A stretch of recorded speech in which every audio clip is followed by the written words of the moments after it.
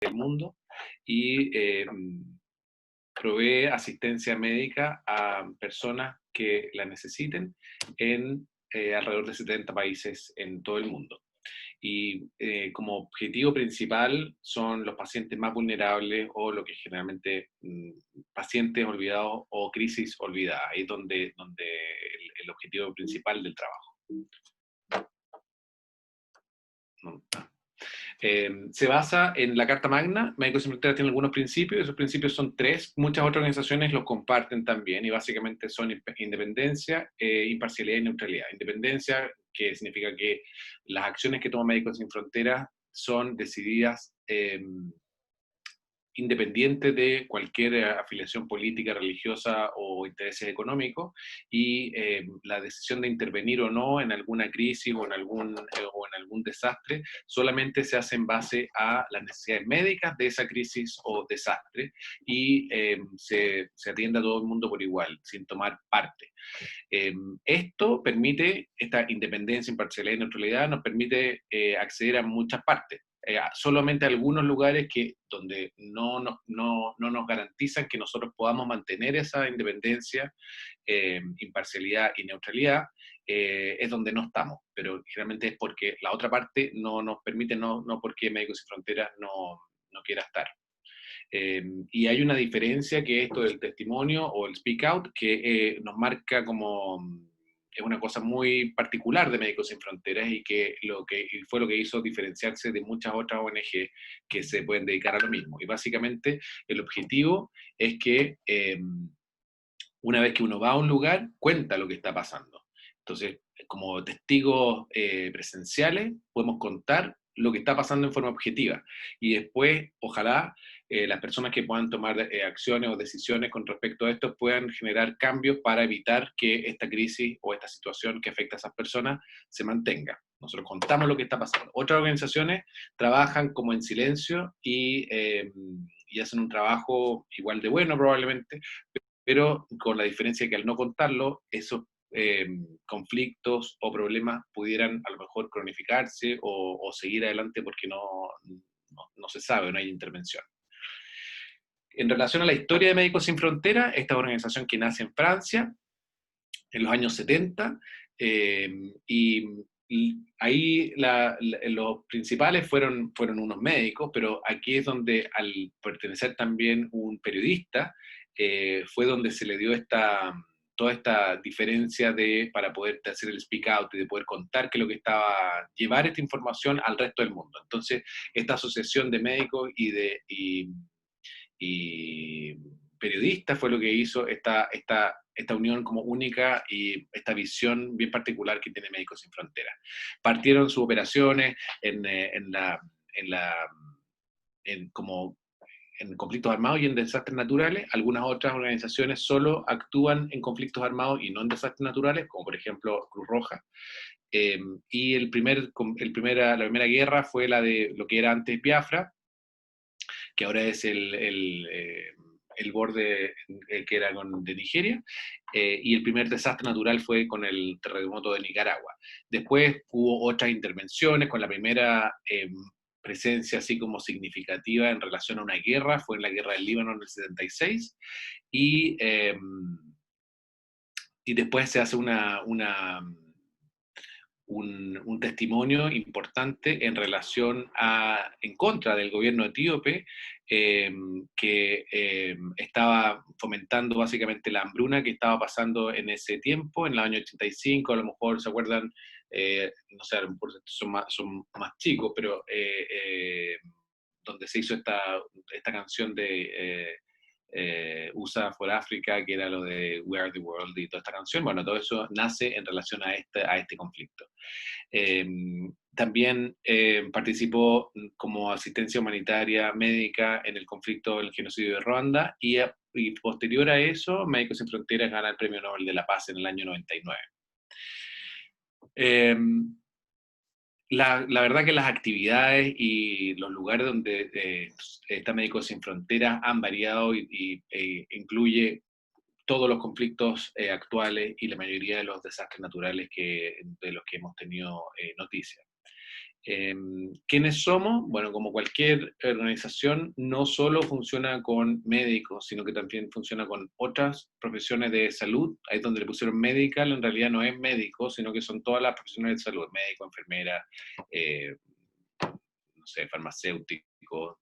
Después están los paramédicos, que son como del área de la salud, pero un poco más fuera, digamos, como por ejemplo a lo mejor eh, eh, no sé, psicólogos o algún otro profesional, asistentes sociales, algún otro profesional que no tiene atención directa, digamos, en salud. A lo mejor los psicólogos a veces lo pueden poner como en la parte médica también. Y los no médicos, que es donde están los logistas, los administrativos, eh, y todos ellos son los que hacen funcionar eh, básicamente toda esta maquinaria de Médicos Sin Fronteras. Además, estas personas, la mayoría, son del lugar donde se está actuando y un porcentaje menor son personal expatriado, internacional, que va a asistir. Pero la idea es llegar a un lugar y promocionar o mejorar la situación local, también dándole trabajo y formando a gente local. Le había dicho ya que estábamos en 70 países en el mundo, pero básicamente cuáles son los tipos de situaciones que hacen que Médicos Sin Fronteras intervenga. Pueden ser conflictos armados, desastres naturales, algunos otros situaciones donde algunas personas quedan o grupos de personas pueden quedar excluidas del sistema de salud y obviamente cuando también hay brotes epidémicos.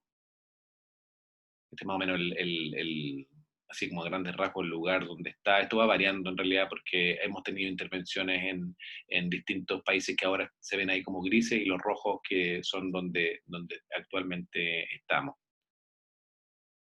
¿Y cómo se financia esto? Se financia, es súper importante para Médicos Sin Fronteras que el financiamiento sea privado para que nosotros con esos fondos podamos hacer lo que a nosotros nos parece y basarlo solamente en razones médicas y que no hayan intereses de alguien porque donó plata, intervenir o no intervenir en algún lugar por intereses que no son parte de la Carta Magna o de los principios de Médicos Sin Fronteras. Entonces, así que el 90% de los ingresos son privados, es decir, de las personas. Cualquiera de nosotros puede donar lo que quiera al mes y por el tiempo que quiera, y así, de a pocos, se suman y se hace este total. Y hay un 9% que viene de algunas instituciones o de fondos públicos, pero independiente de ese 9% igual sigue siendo independiente, es decir, no puede haber una donación ligada a una condición. ¿Y cómo se gasta? Se gasta en el trabajo médico humanitario, la gran mayoría, en Speak Out, que yo les decía que una parte bien importante, se gasta un porcentaje menor, pero en el total es relevante. Hay un porcentaje para generar más fondos que el fundraising y otros para la administración. Eso es como a grandes rasgos que es Médicos Sin Fronteras como institución. Una institución que, como les dije, nació en Francia, pero la verdad es que ahora tiene 5 secciones operativas, una en Francia, una en Bélgica, una en Holanda, una en Suiza y una en España, pero además tiene ramas que por cada una de esas secciones operativas, eh, y donde, por ejemplo, está la rama de Latinoamérica, que tiene su oficina en Argentina y probablemente se va a abrir una oficina para fundraising en Chile en en el futuro cercano. Eh, y así todo el resto de los países, por ejemplo, dependen de otro, la oficina en Latinoamérica tiene relación con la oficina de España y la oficina que está en Brasil está ligada a Bélgica. Y qué sé yo, y así está todo el resto del mundo, están subdivididos para funcionar como con una de las secciones operativas. Yo soy de especialidad, tengo dos especialidades, soy ginecólogo y cirujano en general, y después me subespecialicé en cirugía de trauma, que son los pacientes eh, accidentados. Entonces hago ambas cosas. Y les quiero contar, como cirujano, quiero contarles este video, que no es de Médicos Sin Fronteras, sino que es de la comisión de Lancet, para explicarles la relevancia que tiene la cirugía en estos contextos. Así que voy a dejar pasar el video aquí, es en inglés, pero me parece que es autoexplicativo.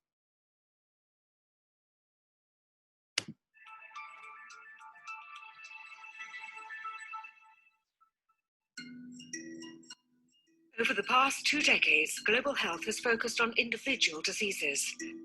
Surgical care has been afforded low priority in the world's poorest regions, leaving 5 billion people without access to safe, affordable surgical and anesthesia care. Patients requiring surgical treatment will face multiple hurdles. Delay. Oops.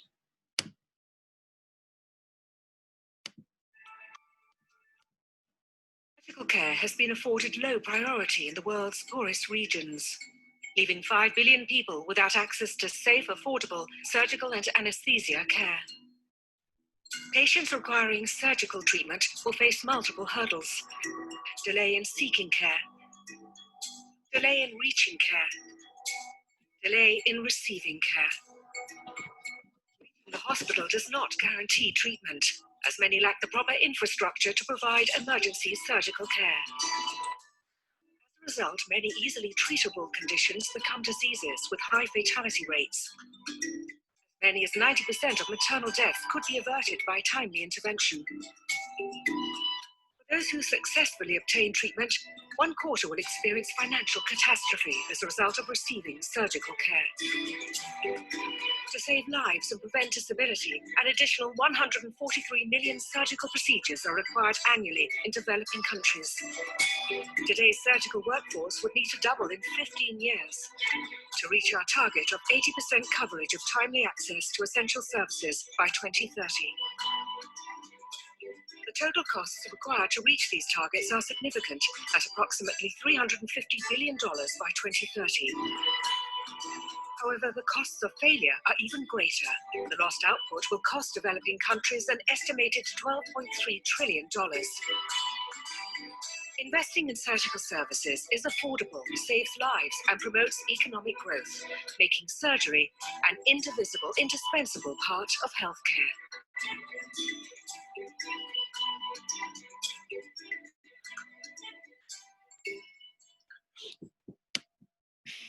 Bueno, entonces, como vieron, es súper relevante y ha sido un poco dejado de lado la parte de la cirugía en relación a las intervenciones que se han hecho en el mundo en relación a la ayuda humanitaria.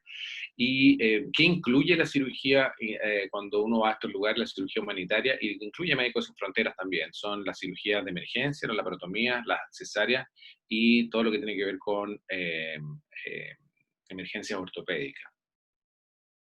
Entonces, eso genera un poquito de angustia para los médicos que van a ir, aunque uno sea cirujano, porque a lo mejor no es ginecólogo, o si uno es cirujano y ginecólogo, tiene la parte de la ortopedia, entonces como que nos piden muchas cosas, y ver niños y adultos, entonces puede ser un poquito eh,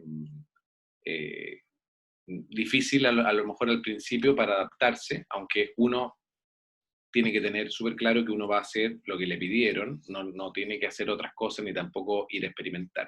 Pero muchas veces uno tiene que salir un poquito de su área de confort y para eso tratamos de preparar lo mejor posible a los médicos especialistas y no especialistas que van a ir a estos lugares. ¿Y dónde trabajamos? Bueno, trabajamos en los lugares que vieron donde está Médicos Sin Fronteras, pero algunas cosas que se superponen, esto es del mismo grupo que hizo ese video, y básicamente ese es el porcentaje, mientras más oscuro el rojo, es el porcentaje más alto de proporción de población que no tiene acceso a cirugía o anestesia segura. Entonces, si vemos como que se concentra en África, como en el cinturón de África, en el África Central, y además en India y países de Asia. Y en estos lugares también si uno pudiera superponer este mapa con el otro, este mapa muestra el porcentaje de recursos humanos en relación a la población. Entonces, si vemos en los mismos lugares que tenían menos acceso a cirugía y anestesia segura, son, en este caso, los más color más pálido, son los que tienen menos porcentaje de profesionales o de densidad de profesionales. Si ven como que se concentra todo en Europa o en países más ricos, que eran los países que tenían menos problemas de acceso a cirugía y anestesia segura. Y trabajar en esto, como para contarle un poco así como la experiencia, trabajar como cirujano, como ginecólogo en un lugar así, tiene algunas diferencias. Algunas diferencias son las del contexto, porque obviamente vamos a ir a lo mejor a un lugar donde hay catástrofes naturales, entonces la situación de lugar donde vamos a estar va a ser totalmente distinta. Aquí vamos a ver como después de un aluvión o de un terremoto, las consecuencias que se pueden ver. En una situación de conflicto armado, por supuesto que también tiene otras peculiaridades que hacen que trabajar ahí no sea lo mismo que trabajar en la casa. Otras diferencias son el clima. En algunos lugares la verdad es que las condiciones son bastante extremas, y para vivir durante el tiempo en que uno está haciendo su misión, su proyecto, tiene que adaptarse también a distintas condiciones de vida, en algunos casos con restricción de movimiento, en lugares de conflicto armado donde a veces uno no puede moverse o tiene que estar un poco más encerrado, donde sabemos que hay alguna amenaza que podría algún riesgo personal para nosotros también. Esto es a la izquierda de la foto ustedes pueden ver lo que era el Centro de Trauma de Médicos Sin Fronteras en Kunduz, en Afganistán, en 2015, y después, a la mano derecha, ven una vez que el ejército de Estados Unidos bombardeó este hospital, matando a todos los pacientes y médicos que estaban en ese momento ahí. Eso, hubo una declaración pública y abajo está el recorte donde BBC publica y el presidente Obama en ese momento pide las disculpas por, bueno, por el bombardeo que se realizó a ese hospital.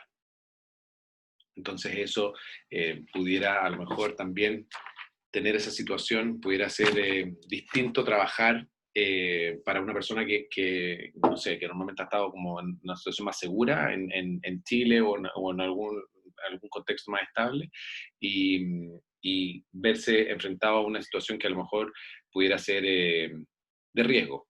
Lo mismo acá, esto es en Irak, donde empezamos a ver pacientes que tenían lesiones por armas químicas, lo que hace que haya que tomar algunas medidas especiales, y entonces, bueno, también eso significa adaptarse. O sea, uno va a hacer la misma cirugía o la misma, pero el contexto hace que sean diferentes. Entonces, a veces cuando uno cuenta esto, la gente le dice, bueno, eso es como entonces como ser médico militar, y la verdad es que no tiene nada que ver. El objetivo de la medicina militar y la medicina militar son totalmente distintos. La medicina militar básicamente trata de evitar todas eh,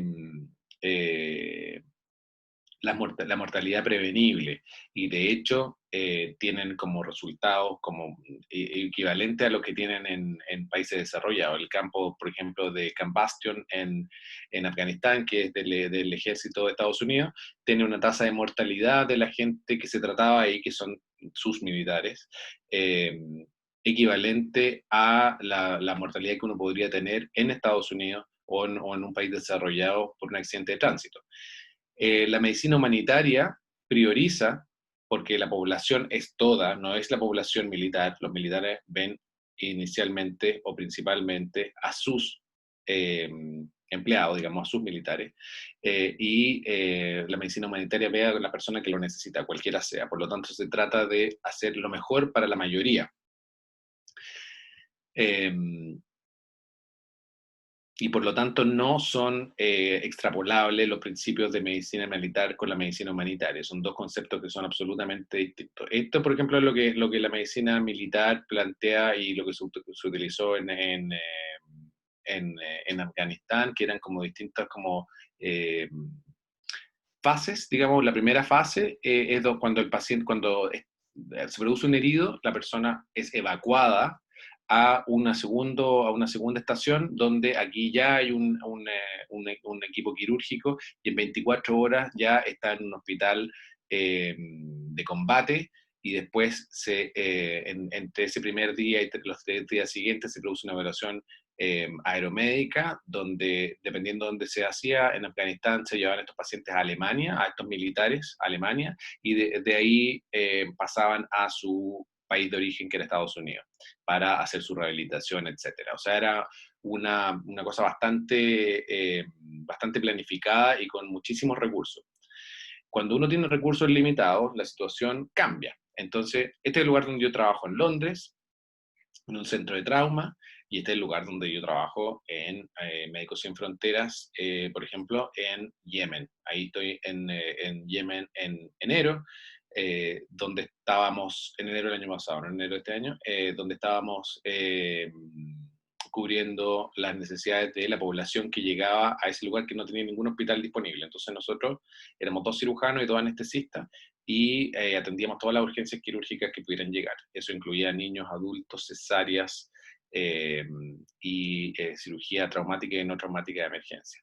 Entonces ahí pasa un poco esto, lo que les decía, de que teníamos que tener un poco más de habilidades o de formarnos un poco para esta situación que es bien especial. Y además de eso, uno tiene que considerar algunas otras cosas como las presentaciones clínicas, que no necesariamente son las mismas que uno puede haber estudiado o haber visto durante su carrera, porque los pacientes por distintos motivos tienden a presentarse más tardíamente, entonces es raro. Yo creo que en contadas ocasiones he visto apendicitis de 24 horas de evolución. Generalmente tiendo a ver más peritonitis, porque los pacientes no tienen no porque ellos no quieran ir, sino que porque a veces no hay formas de transporte, o han intentado a veces inicialmente con algún curandero local o algún médico local que tiene a lo mejor un nivel de formación que hace que el primer tratamiento no sea el mejor, y también pacientes que llegan con cosas que uno no necesariamente ha visto y conoce. Entonces, sí, ¿por qué esto de la presentación tardía? En el caso de trauma, esta hora que tenían los militares, para nosotros se traduce en muchas horas, y a veces pueden ser en días, porque no tenemos un sistema de evacuación. Los pacientes son evacuados básicamente por los familiares o los amigos que estén ahí, y en el medio que encuentren. Puede ser un bus, un camión, aquí una camioneta, como en este caso, arrastrando por algún familiar o algún amigo que esté ahí, en las condiciones en que a ellos eh, puedan, digamos, que estén disponibles. Y a veces ese transporte es un transporte que no tiene tratamiento durante el transporte, o sea, es solamente cargar al paciente y llevarlo, y eso hace que este paciente, por ejemplo, que recibimos en Irak, llegó y básicamente hizo un paro al llegar, porque se exsanguinó durante el traslado. Y eso es como el principal problema que tenemos en los lugares de conflictos armados, donde el 90% de las muertes son resultado de las hemorragias, y la gran mayoría pasa en el lugar donde se accidentan, donde son heridos. Entonces es súper relevante que uno sepa un poco qué hacer con estas lesiones, cuáles son las lesiones que pueden ser comprimidas, y que a lo mejor esas sí tienen un mejor pronóstico, y las que no pueden ser comprimidas, como por ejemplo las torácicas o las abdominales, que ahí ya lamentablemente esos pacientes van a necesitar un grado mayor de atención, y tiene que ser, para poder tener ese sangrado, tiene que ser un hospital para poder hacer una cirugía adecuada, delimitar este sangrado. Y normalmente son bastante variables las presentaciones, y ese médico que se veía ahí, esa doctora como con múltiples manos, era porque, claro, un paciente uno tiene que poder manejar esto, que es una fractura expuesta con un fijador externo, o un paciente viscerado, y tomar en consideración un paciente que llega con abdomen agudo, por ejemplo, que hay epidemiología local y que no es lo que uno está acostumbrado a ver probablemente. Y si alguien llega con fiebre en África, uno tiene que pensar en malaria dentro de sus primeros 3 diagnósticos, y a lo mejor aquí uno pensaría malaria como una cosa, una rareza. Hay, por ejemplo, algunas características como la esplenomegalia tropical, los pacientes que hacen obstrucción intestinal por parásitos, la prevalencia de VIH, que en algunos países puede llegar hasta el 50% de los pacientes hospitalizados. Entonces, eso es algo en lo que uno tiene que entrenarse y dar diferencias a lo que uno está acostumbrado a hacer. Y otra cosa es la necesidad también de poder manejar pacientes múltiples, sobre todo en zonas de conflicto, donde los pacientes van a llegar de una vez varios, y entonces hay que poder priorizar a los pacientes más graves primero, eh, y en los lugares en que hay conflictos, perdón, desastres naturales, eso también tiene esta es una diapositiva que muestra un poco cómo es la variación de los pacientes que se van presentando. O sea, si uno tiene, por ejemplo, un terremoto, un tsunami o algo, un desastre natural, tiene la primera como pic de pacientes que van a llegar, la primera oleada de pacientes van a ser los que efectivamente tuvieron relación con eso. O sea, los pacientes en un terremoto van a ser los que tuvieron trauma relacionado a eso. Obviamente que la cirugía electiva en ese minuto pasa a cero y después se van aumentando otro grupo de pacientes en los próximos días, que son las complicaciones del trauma. Entonces no necesariamente el trauma mismo, no la fractura o el sangrado, sino que a lo mejor la infección relacionada con esto y otras emergencias que van a seguir llegando igual. Las pacientes con hemorragia postparto o con cesárea van a tener que ser manejadas en algún lugar de todas formas. Entonces esto ya se sabe más o menos y hay un orden para hacerlo, pero es importante que lo tengamos como claro que están estas diferencias. Y dentro de esas, ahora poniéndome como el sombrero como de ginecólogo, esto es otra cosa muy frecuente, que es el tema de la cesárea o del manejo del parto en realidad. Porque eso es lo que hemos visto que es donde se concentra la mortalidad de las mujeres, o sea, la mortalidad materna, que sabemos que es la que se relaciona al embarazo o al parto, tiene su pic por lejos en el momento del parto, o sea, este parto, cesárea, lo que sea, y no necesariamente en el anteparto o en el posparto. También existe mortalidad, pero se concentra en el momento del parto. Por lo tanto, ahí es donde se ponen nuestros esfuerzos para reducir la mortalidad. Si vemos la mortalidad materna, vuelve a superponerse en el mismo dos mapas que habíamos visto antes, el de acceso a cirugía y anestesia segura, así como el de el porcentaje o la cantidad de profesionales para atender a esas personas. Entonces, si los vemos, se concentran lo mismo en África y en partes de Asia principalmente.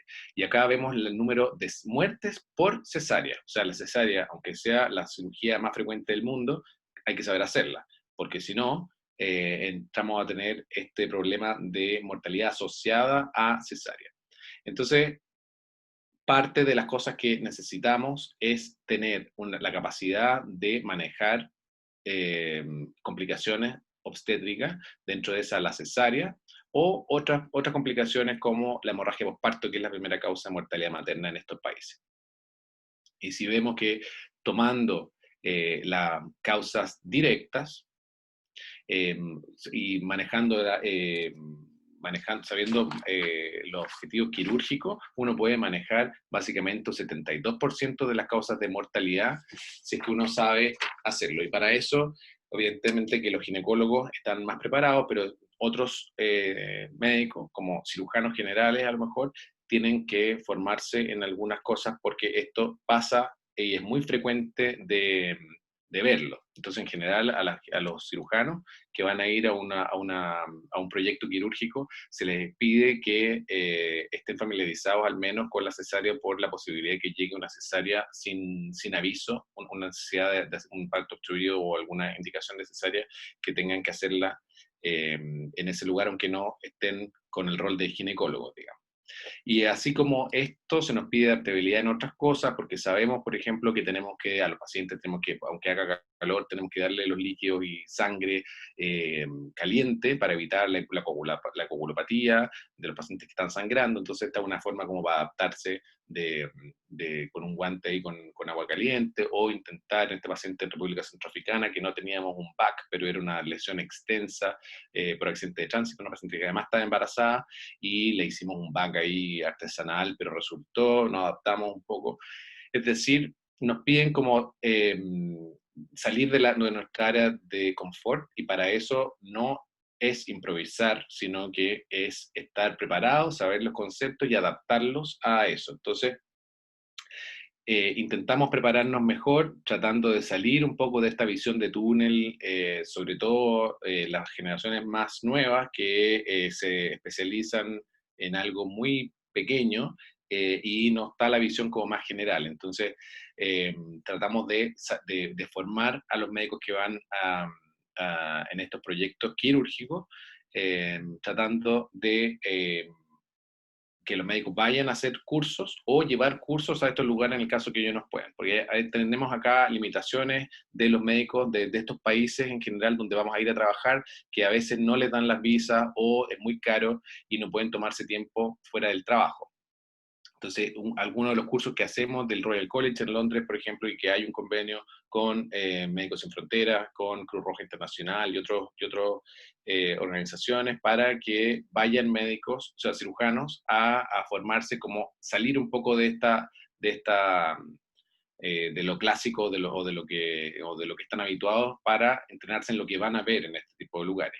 Y en los lugares donde no podemos ir, o sea, no podemos mandar a los cirujanos a hacer estos cursos, llevamos nosotros un curso. Este es un maniquí, la verdad que es bastante realista, pero eso que están viendo ahí es una silicona especial.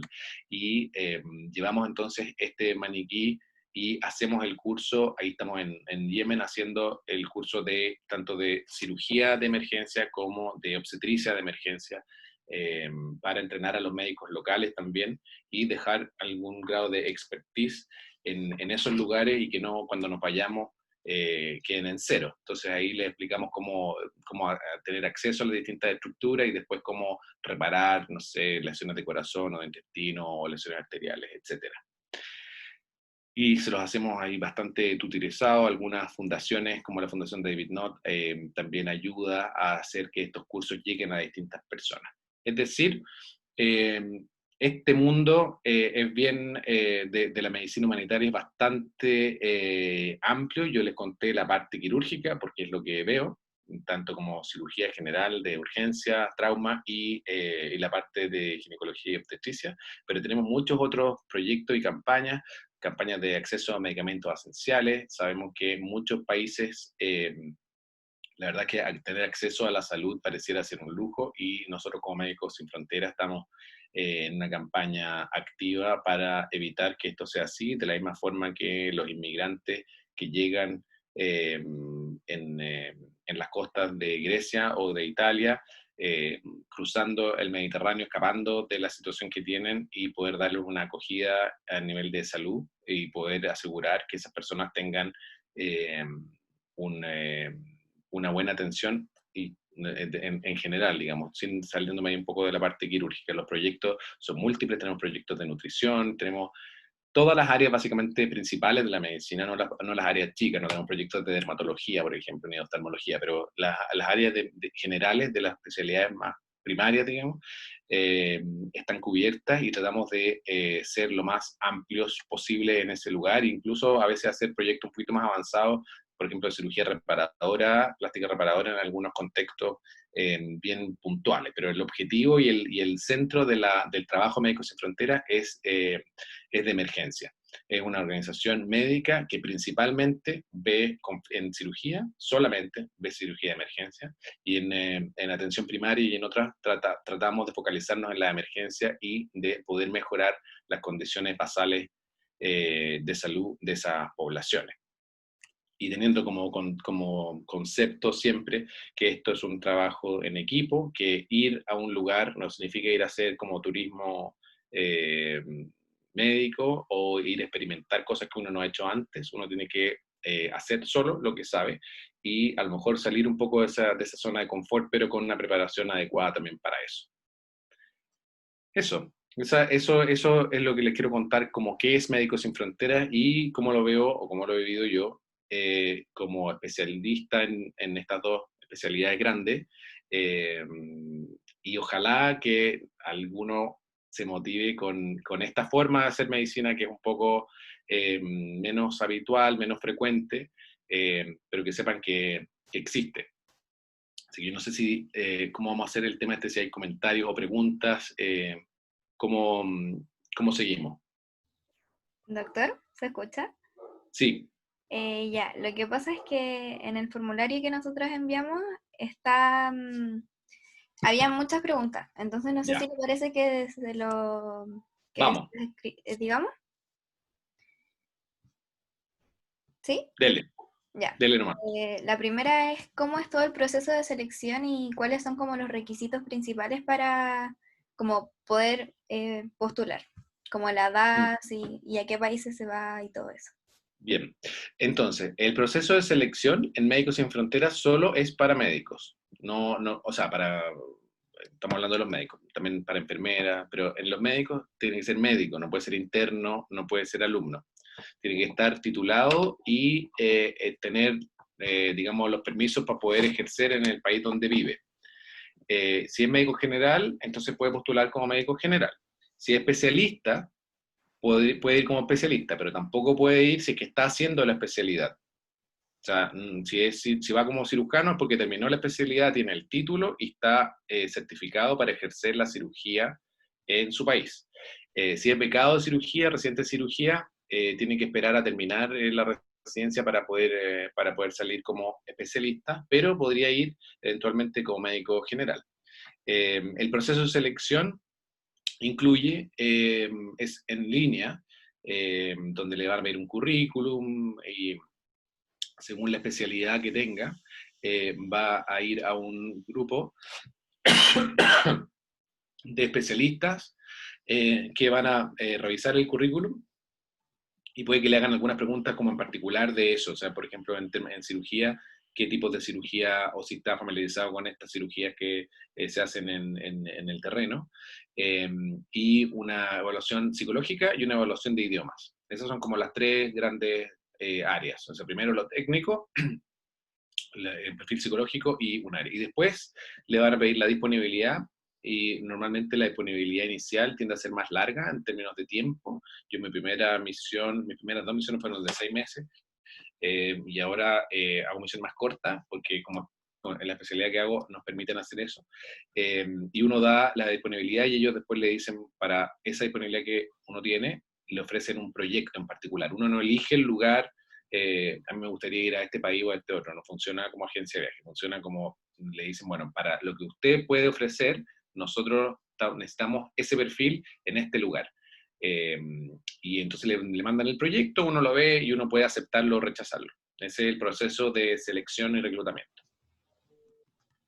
Ya, ahí parece que tenían otra pregunta, la Belén. Sí, otra pregunta es, ¿cómo ha sido el desafío de pertenecer a Médicos Sin Frontera en estos tiempos de COVID?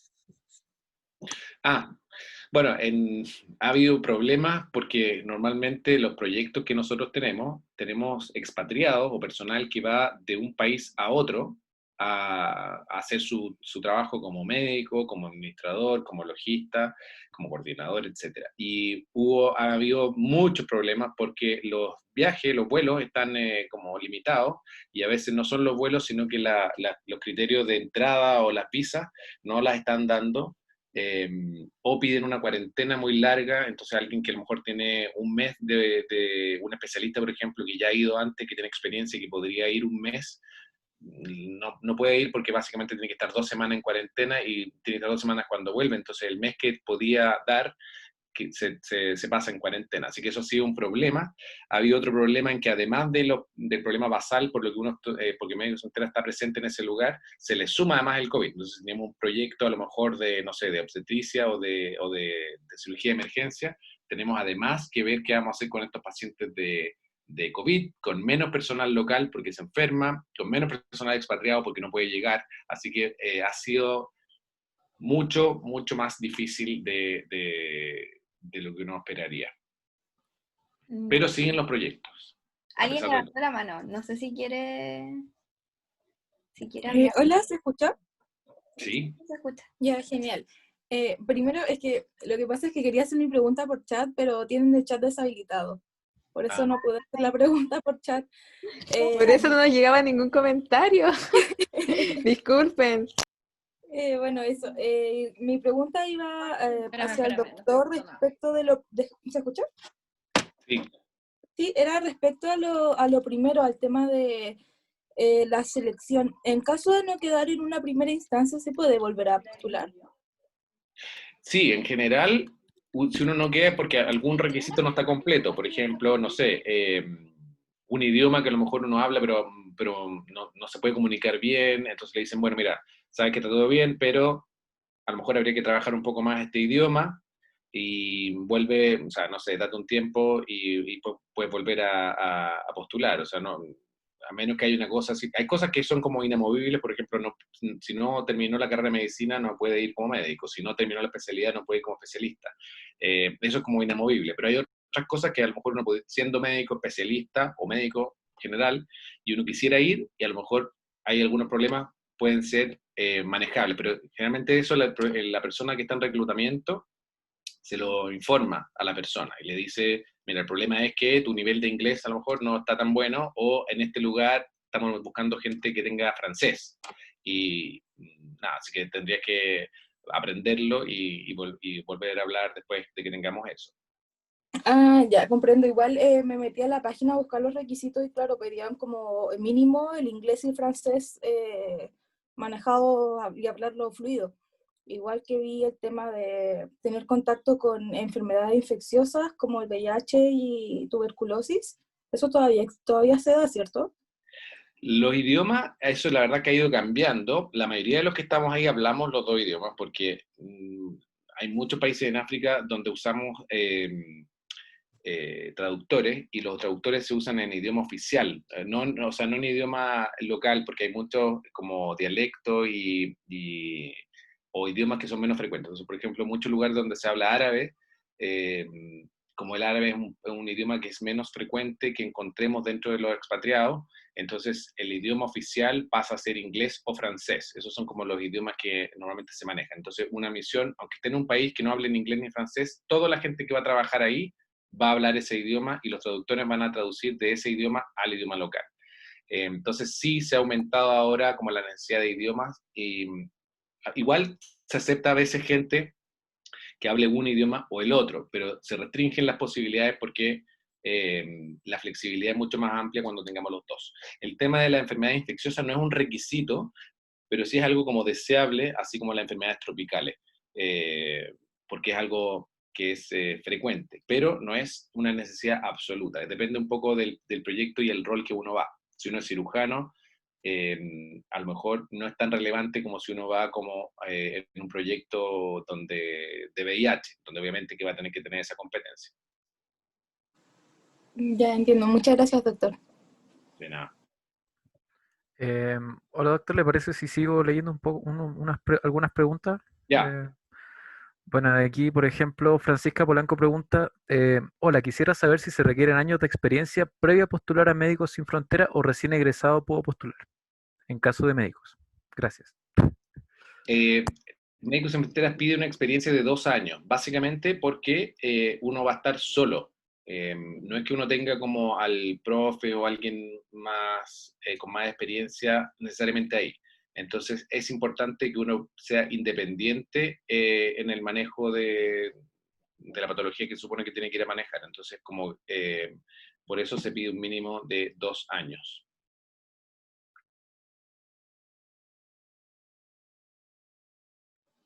Había otra pregunta que decía si es que es necesario tener alguna especialidad para poder. No, no es necesario. Los médicos generales son súper cotizados para distintos proyectos de atención primaria, proyectos nutricionales o de apoyo en proyectos más especializados. Así que sí, digamos, está abierto también a médicos generales. ¿Y cuáles eran como las especialidades más como que más pedían? Las más como difíciles o donde tenemos más problemas son los ginecólogos, los cirujanos y los anestesistas. Estas son como las 3 más requeridas. Aparte de esas, tenemos medicina interna, pediatría e infectología.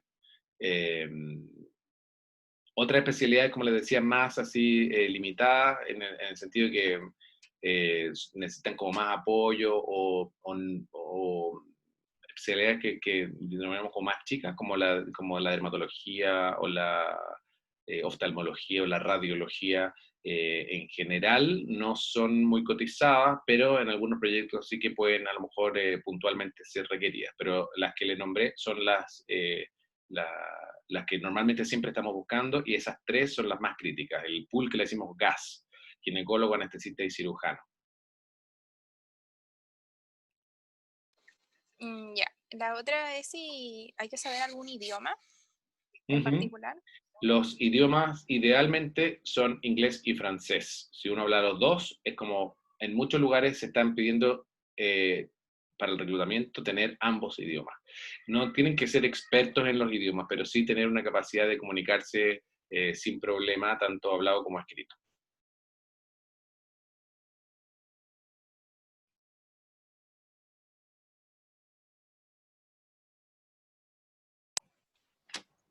Muchas gracias, Doc. Creo que hay algunas preguntas que se van repitiendo, pero, por ejemplo, hay una que dice, ¿qué consejos les da a los estudiantes, como a los profesionales del futuro? Como algún consejo para poder después llegar a Médicos Sin Fronteras.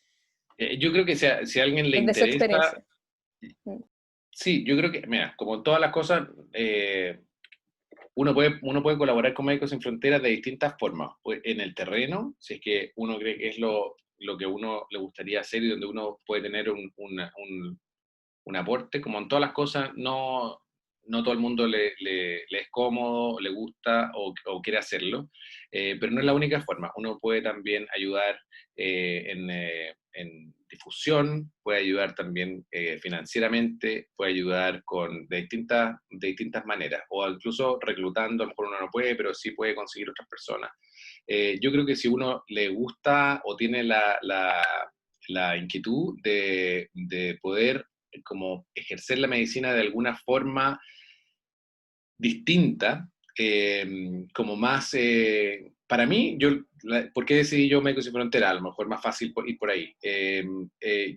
Para mí la necesidad era como de estar en un lugar donde yo pudiera ejercer la medicina como en lo que yo sentía que era como más en la esencia de la medicina, que era como atender donde la gente lo necesitara, sin necesariamente que eso pasara por una cosa como económica, o que estuviera limitado al que pueda acceder a ese servicio. Tratar de llevar como lo mejor que yo podía hacer a lugares donde a lo mejor no estaba el mínimo, para poder generar un poco ese cambio. A veces se podía hacer con el paciente directamente, y muchas veces tratando de mejorar el nivel de los doctores que estaban en ese lugar, para que pudieran tener o mantener un nivel de atención mejor, y ellos que se van a quedar ahí, porque nosotros vamos y volvemos, pero para que los que se queden ahí puedan ir mejorando y tener mejor atención. Para mí eso fue como es la razón por la que sigo conectado con Médicos Sin Fronteras.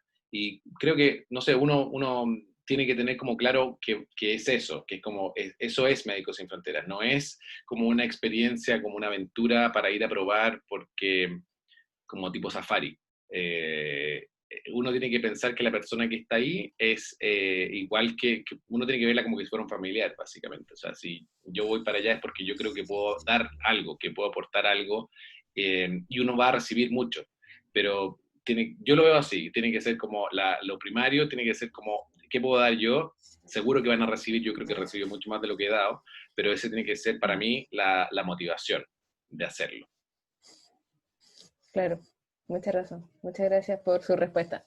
Alguien pregunta aquí también si es económicamente rentable, así Claro. que les cuento esa parte también, porque en Médicos Sin Fronteras funciona como en base como voluntariado, pero no es que sea gratis. O sea, a nosotros nos pagan el transporte, obviamente todas las vacunaciones, visa, todo lo que, los gastos que uno pudiera incurrir para ir para allá. Pero además el alojamiento y las comidas, y además hay un sueldo. Ese sueldo va cambiando con los años de experiencia, pero es un sueldo que se basa como en una media del país donde uno vive en un sistema público. Eso es como o sea, uno puede vivir con eso, sí, pero la verdad es que no es un lugar como, no sé, económicamente probablemente no es una opción. O sea, creo que uno puede vivir con eso, sí, se puede. Rentable, ese término no sé si será como a lo mejor como que uno puede ahorrar y como generar riqueza con eso, probablemente no. Pero uno puede hacerlo, digamos, compatible con, con una vida normal. Pero hay algunas preguntas que aluden a cuál es la situación familiar en general del médico y si puede ir solo Ah, o puede ir con familiares, cómo es sí, ese asunto en en general. general, por una cosa de facilidad, el médico sanitario no lleva personas como carga de otra persona, o sea, no va con el médico y el médico dice, bueno, pero yo estoy casado y tengo 3 hijos y vamos todos, no funciona así.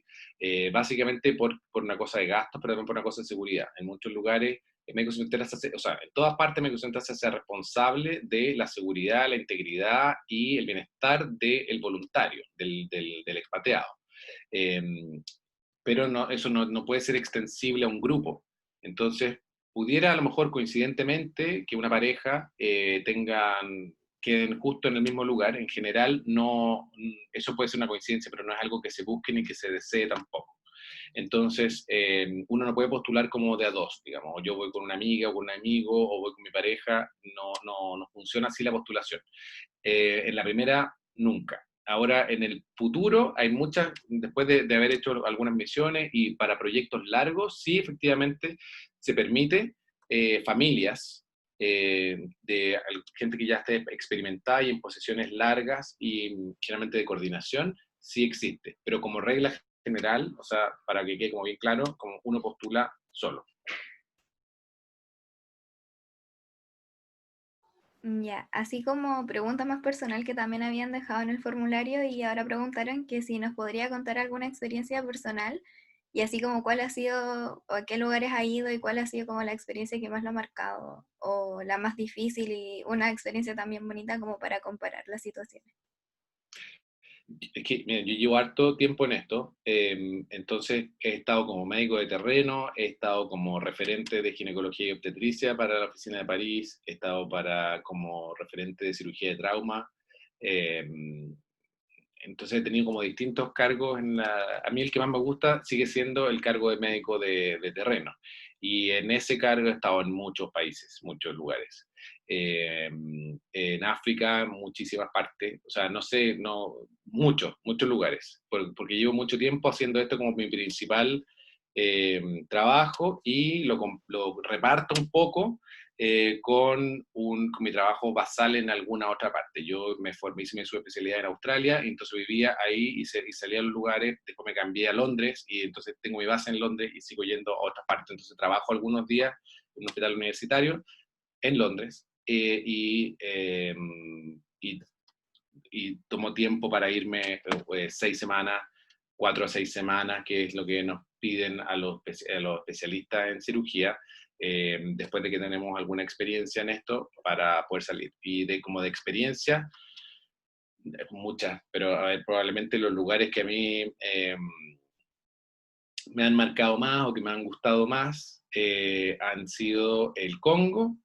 Tengo una muy buena experiencia con el Congo, que en el North Kivu, que es una zona bastante, o sea, súper pobre en la parte este del Congo, y el proyecto donde íbamos ahí estaba en la mitad como de la selva, y era el único hospital que estaba disponible. Así que la cantidad de pacientes que teníamos era mucha, pero los pacientes eran, yo creo que, no sé, a mí como que más que el proyecto es como la experiencia que uno tiene al final con los pacientes. Y a pesar de que no tenían nada, eran como súper agradecidos, y como uno se da cuenta que no tenían nada, pero a pesar de eso, como la gratitud que uno sentía era como que lo que a uno le impulsa a seguir con esto.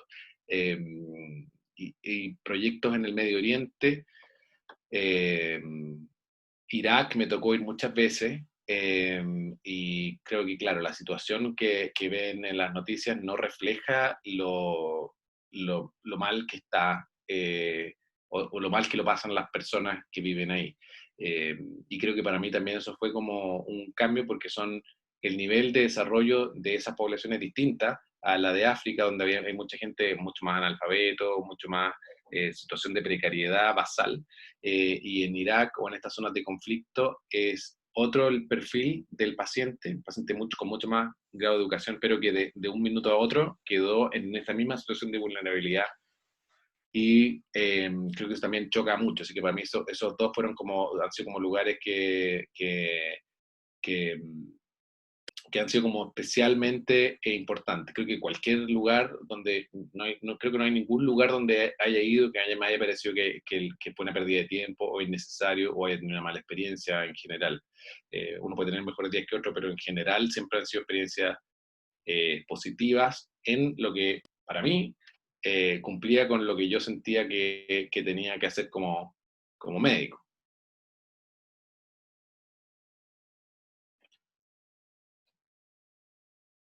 ¿Tope de edad para ser médico de terreno? No. En lo que sí, estoy leyendo aquí una pregunta, no sé si... ¿Sí? Dele nomás, Doc, si Ya. puede usted ver las preguntas. Mejor. La edad, lo único que uno le pide es una salud compatible. Entonces, y depende del lugar donde uno vaya. Si hay una persona, no sé, que a lo mejor no es tan vieja, pero es cardiópata y toma no sé cuántos remedios, y no sé, a lo mejor ahí puede que haya más problemas, pero la edad por sí mismo, si la persona es autovalente, está sana y está en condiciones físicas y mentales para ir, está bien.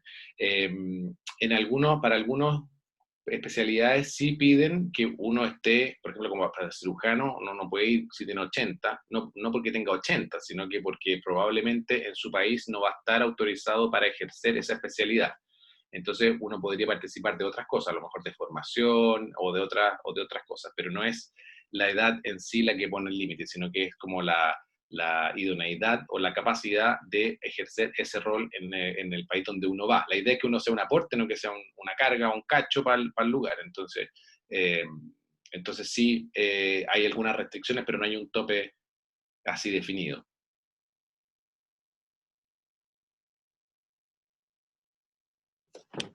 Hay otra persona que pregunta acá si es seguro irse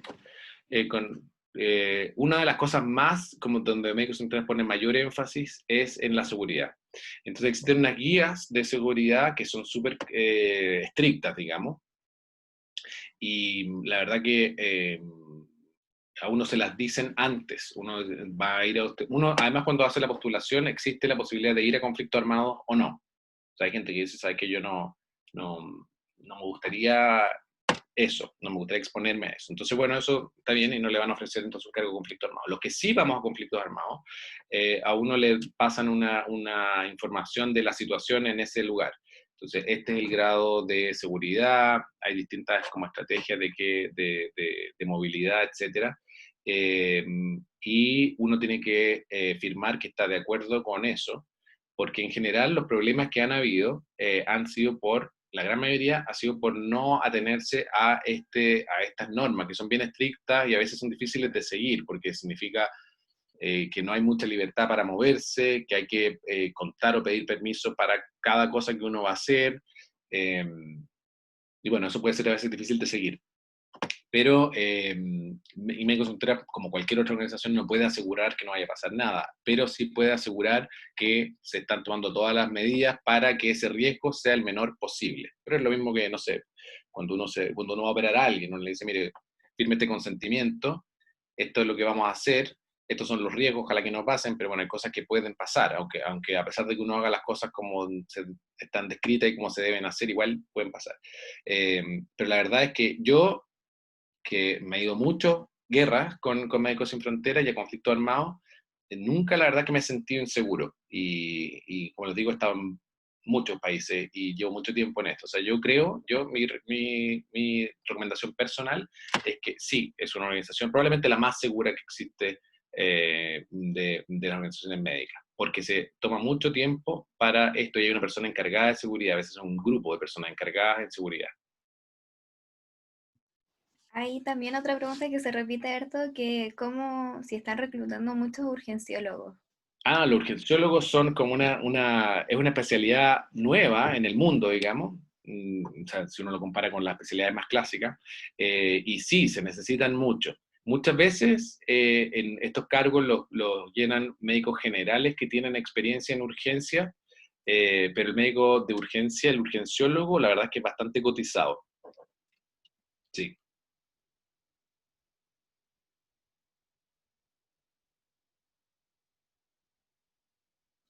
Alguien más pregunta qué podría opinar acerca del ataque ocurrido en mayo en Afganistán a Médicos Sin Fronteras. Puedo opinar que me parece mal, que creo que no se justifica bajo ningún punto de vista el ataque a un lugar sanitario, a un hospital, independiente de las razones, no se justifica ninguna, y creo que es no sé, la verdad me parece una vergüenza lo que pasó, y la justificación me parece también vergonzosa, o sea, decir que fue un error, después pedir disculpas como que hubiera sido una falta menor cuando se mataron a todos los pacientes y a todo el personal sanitario que estaba por motivos políticos. Creo que no tiene ninguna justificación, así que yo soy el primero en condenarlo, y creo que hay que decirlo porque también se le dio muy poca publicidad a esto, o sea, se tapó rápidamente y creo que es importante que se sepa quién fue, qué fue qué fue lo que pasó y que se le pidan las explicaciones a esas personas, porque no se permitió tampoco hacer una investigación independiente, que fue lo que se había pedido, sino que se cerró así como con una disculpa nomás de un presidente que además le habían dado el Premio Nobel de la Paz. Entonces me parece contradictorio.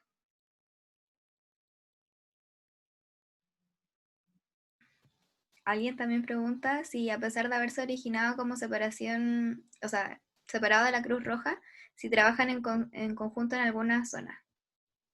No se genera como separación de la Cruz Roja, son organismos absolutamente distintos. Yo trabajo para ambas organizaciones y Cruz Roja Internacional es una entidad privada que solo atiende conflictos armados, no tiene nada que ver con desastres naturales. Cruz Roja Internacional no va a desastres naturales, no va a ir nunca a un terremoto o a un tsunami. En Médicos Sin Fronteras sí, va a donde sea necesario y cuenta. Cruz Roja Internacional no tiene la obligación de contar. Cruz Roja no es una organización médica, es una organización privada donde menos de un 10% de sus actividades son médicas. Médicos Sin Fronteras, un 100% de sus actividades son médicas. Por lo tanto, eso es un error, no es que se origine de la separación ni nada. Había médicos que habían participado, salió a lo mejor la idea, podría haber nacido de haber visto algo que estaba haciendo y mejorarlo, de esta forma de agregarle estas cosas, pero no es una rama ni que derive, ni es una separación, eso no tiene nada, son dos organizaciones que no tienen nada que ver. También, muchas gracias. También en el formulario habían preguntado que cómo volver a la vida normal después de haber estado cierto tiempo siendo voluntaria. Creo que uno aprecia más la vida normal y las cosas que tiene. A lo mejor ahora estamos viviendo un poco todo eso con la pandemia de, bueno, no sé, antes uno iba a tomarse un café y era como normal, ahora como que lo echamos de menos y ahora a lo mejor nos estamos dando cuenta que lo que teníamos era mucho y no sabíamos. Creo que eso pasa, o sea, uno aprecia, no sé, la ducha caliente o comer lo que uno quiera cuando quiera. O ver a quien quiera cuando quiera y salir libremente, no sé, creo que todas esas cosas uno aprecia más lo que tiene, básicamente. Así que yo creo que si algo, volver a la vida normal, creo que uno vuelve como con una visión mucho más amplia, yo al menos, yo hablo por mí en esto, creo que, no sé, uno aprecia más lo que tiene en todo sentido, o sea, tener la posibilidad de que si uno se accidenta con un hospital y alguien lo va a atender, y no tiene que subirse a un burro y estar 3 días para llegar a un lugar que a lo mejor alguien lo puede atender, a lo mejor no, a lo mejor ya es tarde. Creo que, no sé, para mí creo que eh, es una forma de ver más real, más realista y no tan no tan en burbuja, a lo mejor de lo que uno cree que la vida es esto, el barrio o la comuna donde está. Así que yo creo que, a mí por lo menos, creo que me ha servido.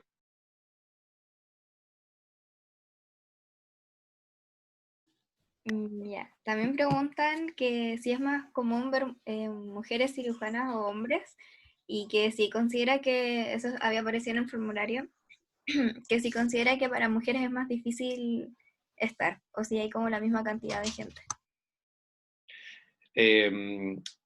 Yo creo, mi impresión, no tengo las cifras, pero mi impresión es que son más mujeres en Médicos Sin Fronteras. Hay lugares donde solo pueden ir mujeres, como cirujanas o ginecólogas, en lugares musulmanes. Por ejemplo, para ginecólogos, hay muchos lugares donde no podemos ir porque no nos permiten ver mujeres. Entonces, como soy ginecólogo, no puedo ver una mujer, probablemente no puedo hacer nada. Entonces ahí piden que sean solo mujeres en algunos países musulmanes. Eh, Así que no es ninguna desventaja, por el contrario, yo creo.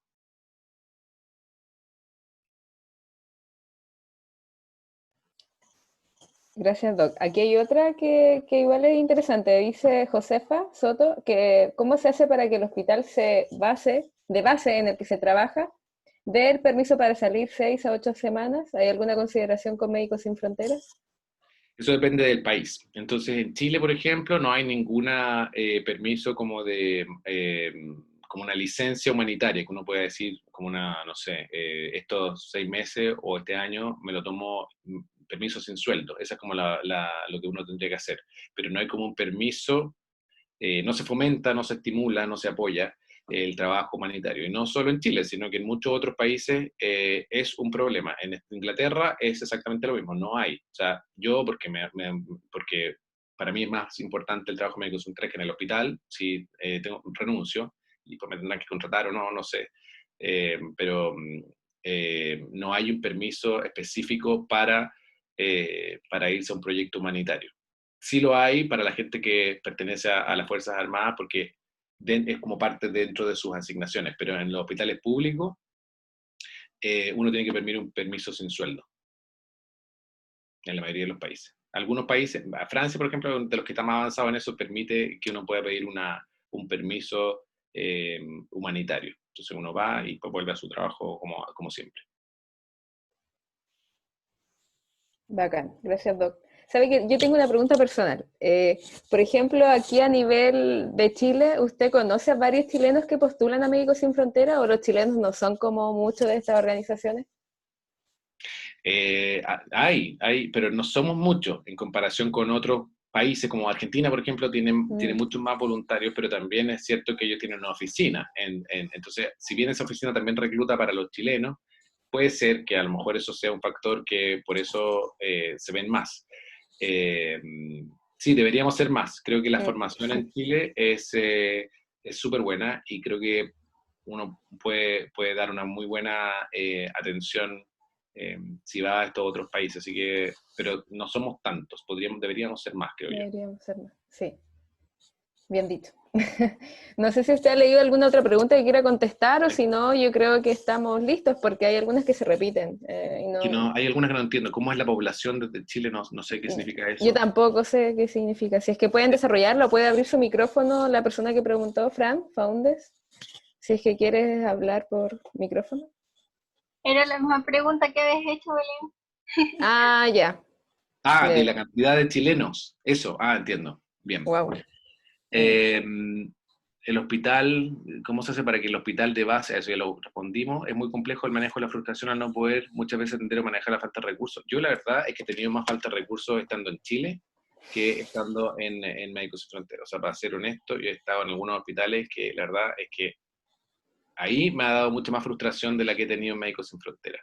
Al menos con Médicos Sin Fronteras uno va con un proyecto que es definido y uno lo sabe de antemano. Entonces, si uno va como cirujano y le dicen, mire, va y tiene que hacer las urgencias y llega alguien con, no tengo idea, con un melanoma, que no es una urgencia y que no lo puedo operar ahí, no solo porque, o sea, no porque me estoy metiendo en una cuestión más específica, pero, por ejemplo, si uno le llegara a sacar el melanoma, ¿dónde lo va a mandar si no hay biopsia? Si el paciente necesitara ayudancia de algún tipo, ¿qué va a hacer si no hay dónde referir a ese paciente? Entonces eso queda afuera y claro, podría ser frustrante si yo no sé que tengo que limitarme a manejar estas patologías,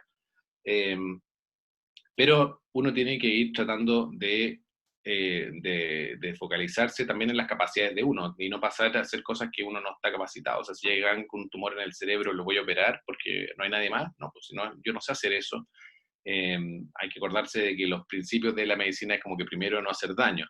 Entonces, bueno, si yo no puedo, si me están diciendo que vamos a focalizarnos en este grupo, hagamos lo mejor para este grupo. Es cierto que estamos dejando otros grupos fuera, siempre es así.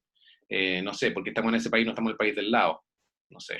O sea, siempre uno va a tener esa opción, pero en vez de pensar en lo que dejó de hacer o en el grupo que quedó fuera, yo creo que es mejor para manejar la frustración es ver lo bueno o lo positivo que está haciendo para el grupo que sí se está beneficiando de esa intervención.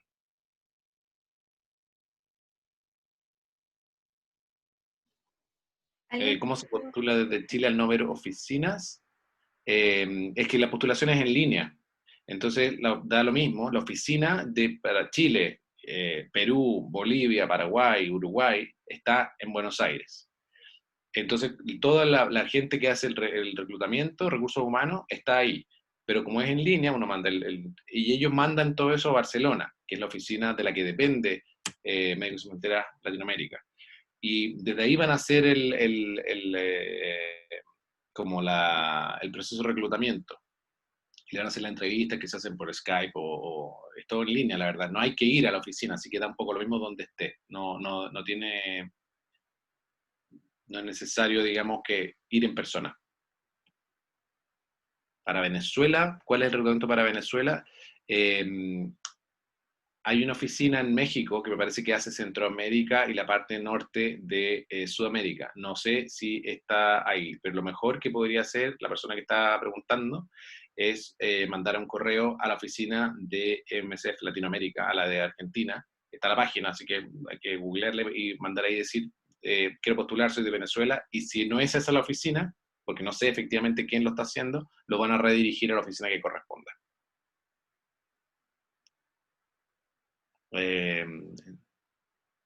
Hay otro comentario que también Venezuela tiene un tremendo entrenamiento, cirugía a base de linterna sin luz ni agua ni medicamentos. No sé, un comentario me parece que es eso. Tiempo mínimo de cada proyecto. El tiempo mínimo para especialistas que ya tienen experiencia son 4 a 6 semanas. En general, el primer proyecto que me tocó a mí fueron 6 meses y el segundo también fueron 6 meses. Ahora me parece que bajaron a 3 meses. Y el máximo depende del proyecto, pero en general me parece que es 1 año, pero son proyectos como más, menos intensos, digamos, o como proyectos un poquito más de no tanto volumen, de no estar así en turno 24 horas, entonces esos pueden ser un poco más, por más largo tiempo, más mantenible. ¿Cuántas veces en 1 año? Depende del año. Hay años que me he pasado casi todo el año ahí, o sea, proyectos de 6 meses, por ejemplo, o hay veces que he ido muchas veces en forma repetida, así que, no sé, me parece que es variable. Yo trato de ir siempre por lo menos 3 veces al año.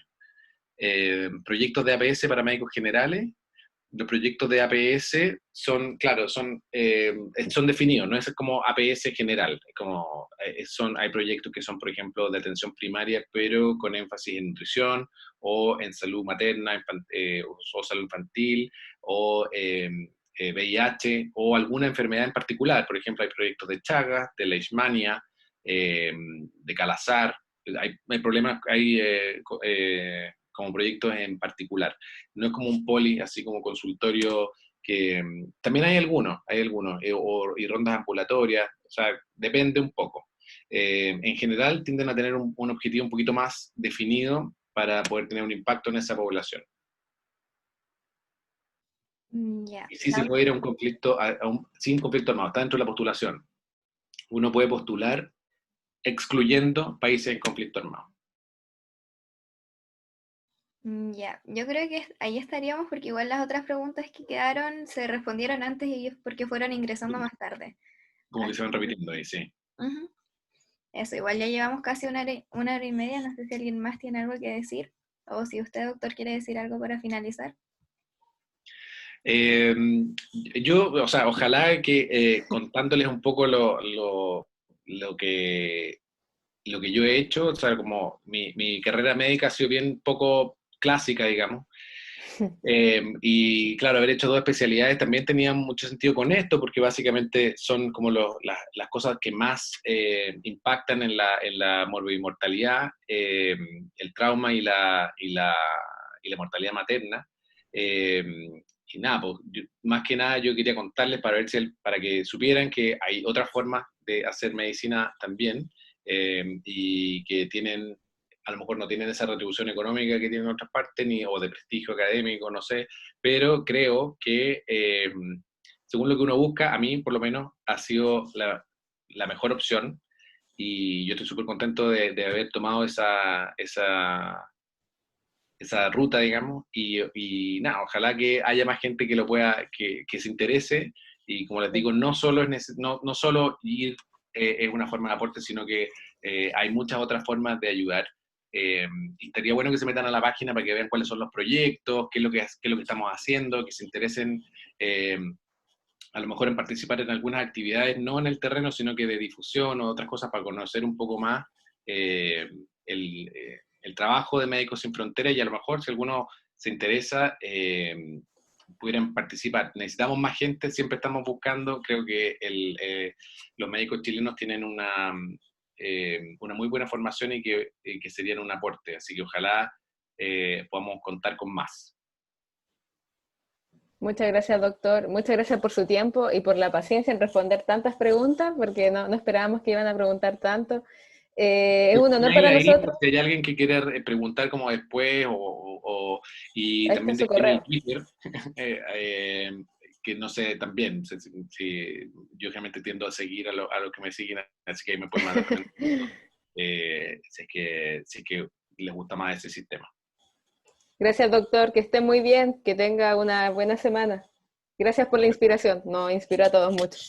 Muchas Personalmente igual. gracias por Que el esté tiempo bien. y por la oportunidad. Cuídese. Chao. Que estén súper bien. Chao. Chao, que esté bien.